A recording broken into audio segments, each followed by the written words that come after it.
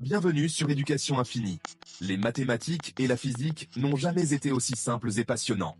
Des cours en ligne, clairs, concis, pour libérer votre potentiel. Éducation Infinie, votre accélérateur vers la réussite.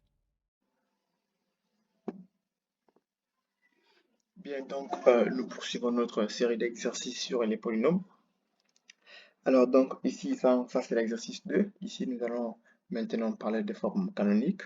Donc un petit exercice. Donc bien, alors la première question ici, c'est une généralisation, hein. Donc P de x, c'est ax carré plus bx plus c. Donc c'est une manière générale. Donc ici, nous allons nous intéresser au polynôme, donc cette forme canonique.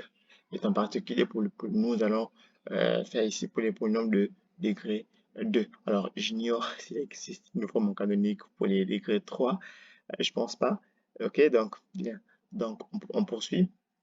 Donc, on va commencer notre. Je vais un peu zoomer. Oh, j'ai trop zoomé.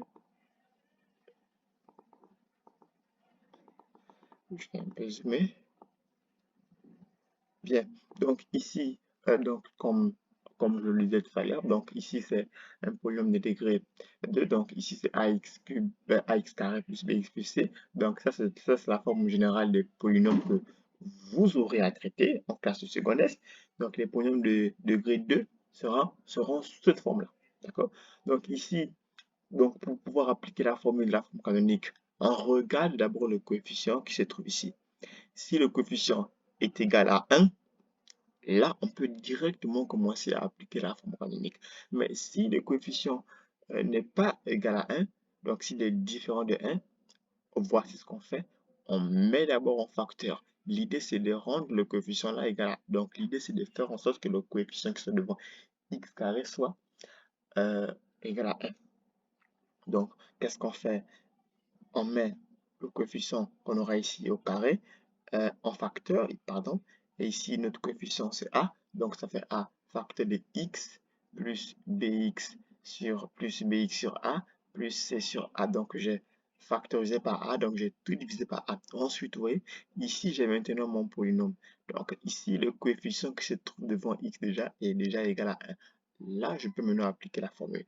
Alors, que dit la formule? La formule dit que c'est x plus, donc x, ensuite la, le coefficient qui se trouve devant le bx là, que l'on divise par 2.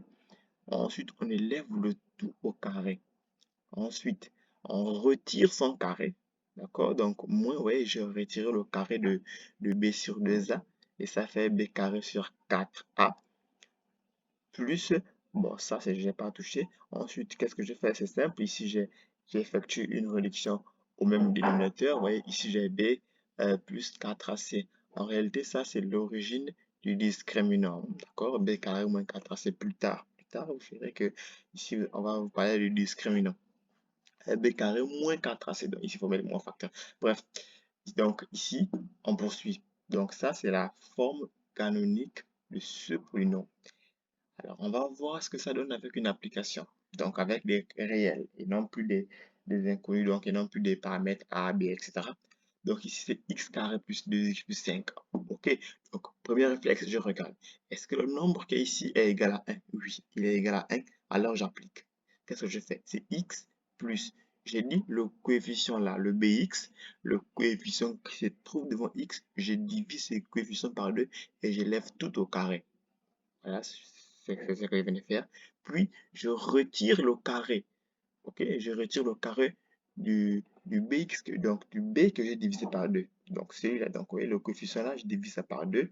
Puis, je retire le carré, plus 5, donc le 5 qui est ici. Ensuite, après calcul, donc ça fera, donc ici 2 sur 2, c'est 1, hein, d'accord? Donc, ça fait x plus 1 au carré, moins, ici j'ai moins 1 au carré plus 5, ça fait 4. Voilà, c'est tout, c'est la forme canonique. Alors souvent, on va vous demander de factoriser si possible. Dans ce cas-là, c'est pas factorisable. C'est factorisable si on aurait moins ici, si on aurait eu moins ici.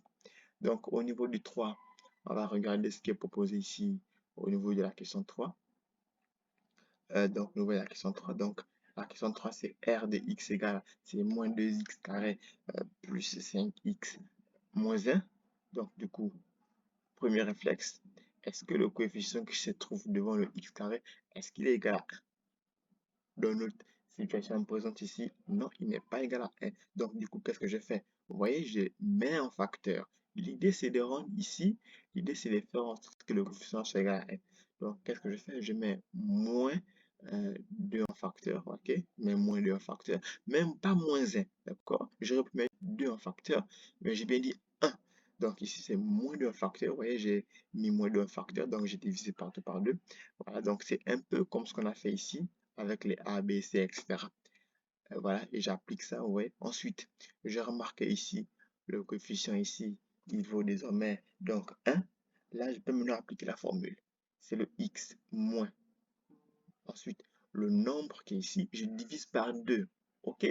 Le 2, c'est divisé ici par 2 parce que j'ai mis un facteur. Ça n'a rien à voir avec la méthode. Ça n'a rien à voir avec la formule. La formule commence ici. Donc, ça fait 5 sur 4, le au carré.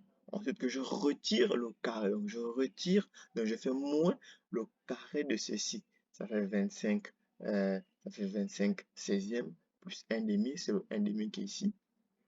Et ensuite, je peux effectuer un calcul, ça fait moins 2 facteurs de x plus x moins 5 car au carré moins 17 16e. Dans ce cas-là, ce sera factorisable parce qu'il y a un moins. Et ici, on peut toujours élever euh, un nombre positif au carré. On peut toujours l'élever au carré à condition de prendre la racine carrée. Donc ça, c'est factorisable, mais je ne l'ai pas factorisé ici. Alors ici, dernière situation, 4. Donc ici, c'est S de x, c'est quoi? C'est x carré racine de 5 plus, moins 3x racine de 5 plus 1. L'objectif, la méthode reste la même. D'accord? La méthode, elle est vraiment la même. Le coefficient, bon, ici, le coefficient devant x carré, c'est racine de 5. D'accord? Donc, j'ai mis racine de 5 en facteur. Voici ce que j'obtiens. Ensuite, le coefficient qui se trouve ici plus tard, puisqu'ici il vaut déjà 1, le coefficient devant x carré vaut déjà 1. Ensuite, je vais diviser ici le 3 ici par 2. C'est la formule. Donc, le coefficient qui est collé à x, on le divise par 2. Une fois, on est sûr que le coefficient devant x carré vaut déjà 1 et déjà est égal à 1. D'accord? Ensuite, après calcul, donc je vous laisse le soin de faire le calcul. Donc ça, il va falloir additionner vous-même une réduction au même dénominateur. Bref, c'est vous qui voyez. Alors donc c'était tout pour cette capsule vidéo. Donc on se dit à la prochaine pour une autre vidéo.